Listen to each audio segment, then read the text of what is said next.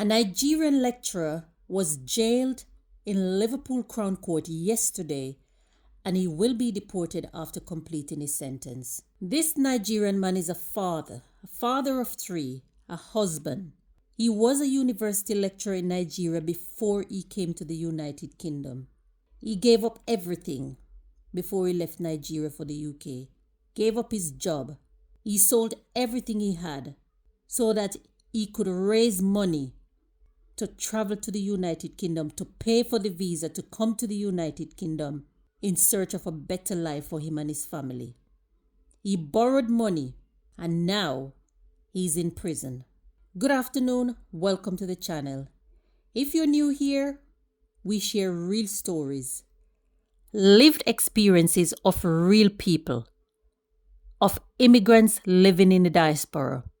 If that sounds like something you're interested in, I would love for you to support my channel by liking this video. Share to as many people because the stories that we share here is to inform and to educate. And don't forget to turn on that notification so you won't miss my next post. So this man, Emanuel, his name is Emanuel Onwubiku, came to the United Kingdom on a student visa. And as I said, he was a lecturer in Nigeria. But when he came to the United Kingdom, he struggled to find a job in his field. He managed to find a job as a carer. So he was working in the care sector. He was working in a care home, looking after people with dementia. And he was happy. Emmanuel was happy because when he converted the money, he said, what I'm earning here as a carer is more than what I was earning back in Nigeria as a lecturer. So he was very happy that he managed to find himself a job and he could now settle. He said, now I will be able to improve my life, to take care of my family. In fact, I will be able to bring my family, my wife and my 3 children to come and live here in the UK with me. So he was very happy. He struggled in the beginning to get a job, just like most immigrants when they first arrive in the UK and other countries. They struggle to find a job, they struggle to settle. But Emmanuel got a job in a care home and the money was not bad and he was very happy with that. So one day, Emmanuel went to work. While he was at work, he saw this beautiful young girl, young lady, 18 years old. Emmanuel became obsessed. He was mesmerized by this young, beautiful girl, beautiful young lady, to the point where he was no longer thinking with his head. He was thinking with what's in his trousers. So he started behaving inappropriately, it said, towards this young girl. He started asking her sexual questions. He was touching her private parts, touching her breasts, her bottom, grabbing on her vagina. They said on 2 occasions. And it is said that Emmanuel and this young lady had worked together before in this care home. They have worked on the same shifts in the past. So they've seen each other in passing. They were not friends, but they have seen each other in passing. But on this day, Emmanuel decided to act on his feelings. Could not hold his feelings in. He was behaving inappropriately towards the young lady. And the young girl told him to stop. But Emmanuel dismissed her concerns and told her that, listen, he said, if he was in Nigeria, such behavior towards women in Nigeria, and I quote, would not be reported. In fact, ladies in Nigeria would love it. It is said that the young lady became traumatized by what Emmanuel was doing or had done, to the point where she went and locked herself in the bathroom and sent a log of the assault to one of her friends via text messaging. That evening, the young lady finished her shift, she went home, and she reported the incident to one of her family members. And the family member said, "You have to tell your father immediately. This is something that needs to go further. You have to report it to your father immediately."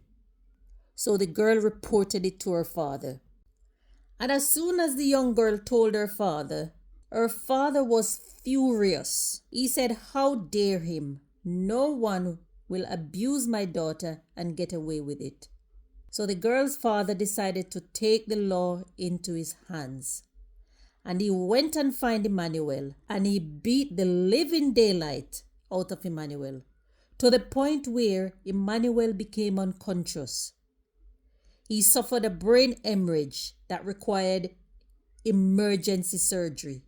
He punched Emanuel in the face, so he sustained a nosebleed and 2 chipped teeth.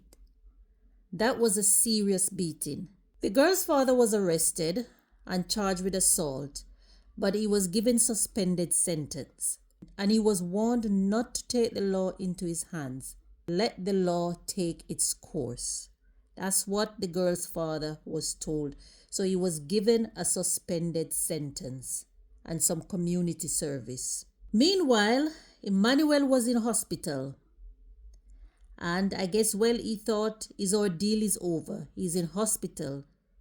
He's not well. There's no way police could come after him. There's no way police could come and arrest him. He's recovering in hospital. He had serious injuries needing brain surgery. Surely they can't come after me. But as soon as Emanuel became well enough, the Crown Prosecution Services decided to take the matter to court. So the Crown Prosecution Services said, "What you did was unacceptable, and there are consequences to your action. You have to face punishment. And the only way to punish you that would be appropriate for the crime is for you to serve a custodial sentence.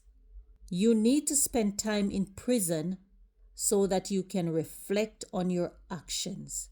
And this can also be a deterrent to others." Emanuel's lawyer tried to put a strong case forward, saying that Emanuel borrowed money in Nigeria so that he could come to the United Kingdom in search of a better life for his family. And people in Nigeria, the people he borrowed money from in Nigeria, is chasing his wife and threatening his children. And he is worried that if he can't pay that money back, they will hurt his wife and children.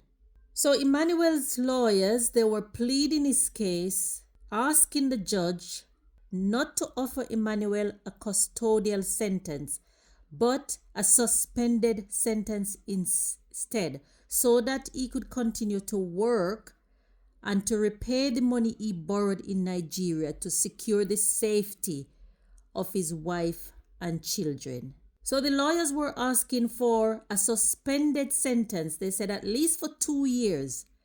And if he doesn't commit any crime in that 2 years, he can stay in the country and continue to work and repay his debt in Nigeria. But the judge refused. The judge said, due to the seriousness of the assault, the only sentence deemed appropriate is for him to go to prison.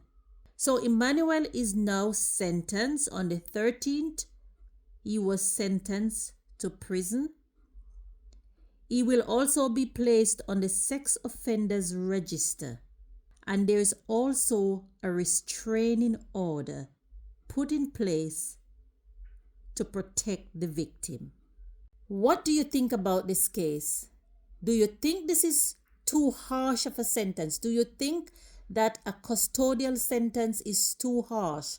The judge could have been more lenient and give him a suspended sentence. What are your thoughts? Leave me a comment. Some people are saying that for Emanuel to say that this kind of behavior, if he was in Nigeria, this kind of behavior would not be reported by women. He was saying this kind of behavior, basically, you could do whatever you want and get away with it. Does that highlight ignorance? What are your thoughts? Or does it highlight a society where men can do whatever they like to women and get away with it? Others are saying that Emanuel was a lecturer in Nigeria. He was a lecturer who do favors for students who wants to get their distinction without the hard work. Let me know what you think about this. Leave a comment.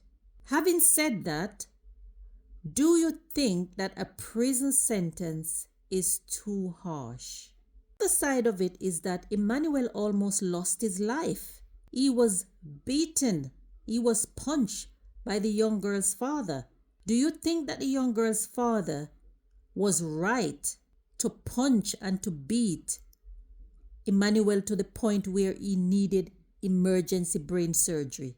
The judge gave Emanuel a custodial sentence because he wants this to be a deterrent for others. And others can also learn from Emanuel's mistake. And let me just say this. This should be a reminder to all of us as immigrants living abroad, planning to move abroad. We have to be very careful. We can't go to these countries with the same mindset that we have in our country. They won't work, and we will find ourselves in serious trouble. You will find yourself in serious trouble with the law if you go with that exact mindset, because Emanuel is saying, oh, these things in Nigeria would not be reported. So he brought that mindset from Nigeria to the UK, and it didn't work for him. You have to be very careful. Data shows that if you're black in the UK here, you are more likely to be accused, arrested, jailed. You're more likely to even be stopped and searched by the police. Everything that Emanuel had worked for, all his hard work, he had just flushed down the drain. Share this story to anyone who you think that might benefit from these stories, because these stories are to inform and to educate people so we can learn from other people's mistakes and don't make the same mistakes. Emanuel has a wife. He has 3 children. Imagine the impact on his family. If Emanuel was the main earner or only earner, and his children, his wife and children are dependent on him, his children are waiting for their school fees to come. This is a story for all of us as immigrants to listen and to learn from, and not to make the same mistakes. Don't forget to like this video, share this story so that we can all learn from it. Leave a comment, and I'll see you in the next video.